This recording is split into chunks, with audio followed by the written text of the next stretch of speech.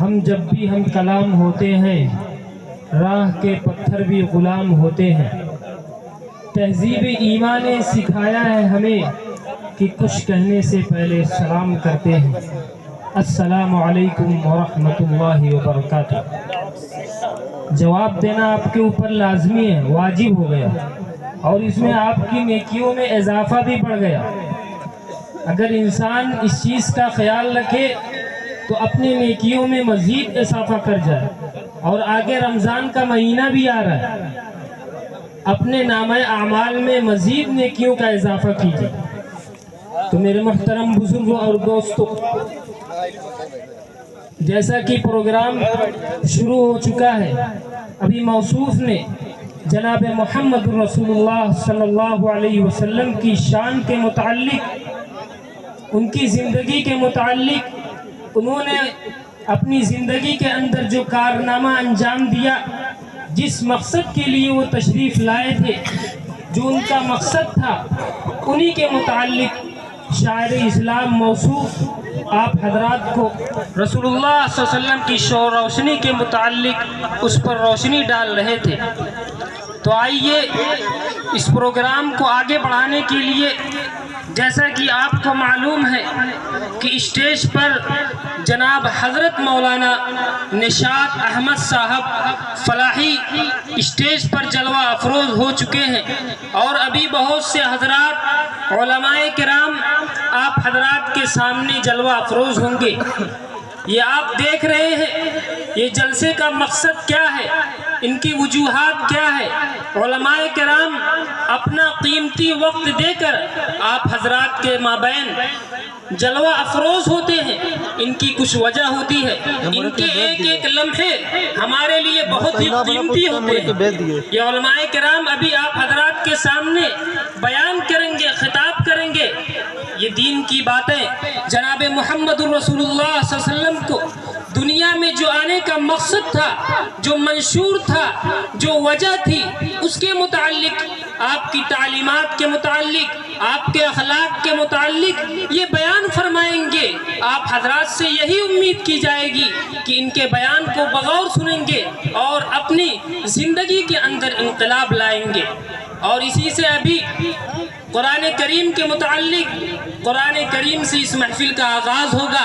جناب قاری موسیٰ صاحب اس محفل کا آغاز فرمائیں گے، اور وبعدہ جناب شمیم نظامی صاحب بھی نعت نبی گنگنائیں گے، اور جناب حضرت مولانا صفات احمد صاحب قاسمی وہ بھی چند لمحوں میں آپ حضرات کے سامنے جلوہ افروز ہوں گے۔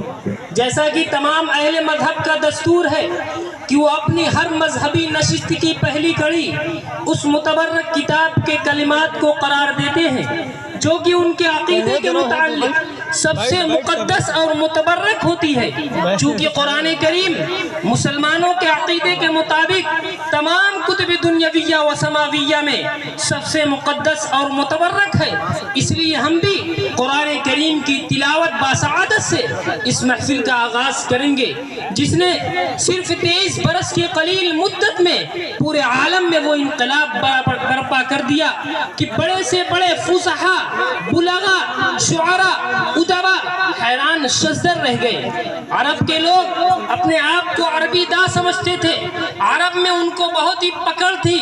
گرفت تھی، لیکن جب قرآن کریم نے اپنے معجز ہونے کا دعویٰ کیا اور یوں چیلنج کیا، وَإِن كُنتُمْ فِي رَيْبٍ مِّمَّا نَزَّلْنَا عَلَىٰ عَبْدِنَا فَأْتُوا بِسُورَةٍ مِّن مُّسْلِمٍ، کہ اے مشرکین مکہ، اے مکہ کے سرداروں، اے مکہ کے لوگوں، خدا کی انکار کرنے والوں، جو تم یہ دعویٰ کرتے ہو، اپنے آپ کو عربی دا سمجھتے ہو، یہ محمد الرسول اللہ صلی اللہ علیہ وسلم کو جھٹلاتے ہو۔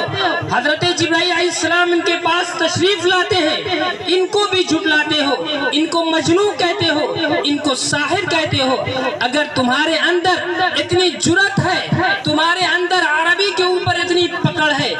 تو ایک سورج جیسی ایک چھوٹی سی آیت پیش کر سکتے، ایک چھوٹی سی آیت پیش کر دو، لیکن جب اللہ تعالیٰ نے دیکھا کہ ان بزدلوں سے، ان انکار کرنے والوں سے یہ نہیں ہو پائے گا،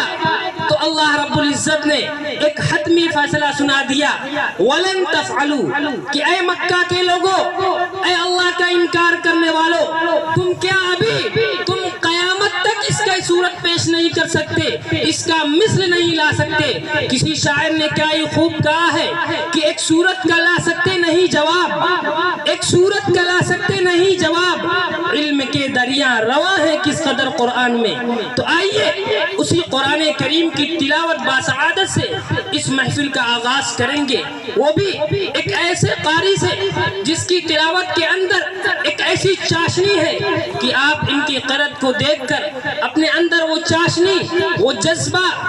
آپ محسوس کریں گے کہ پوری محفل خود آپ کا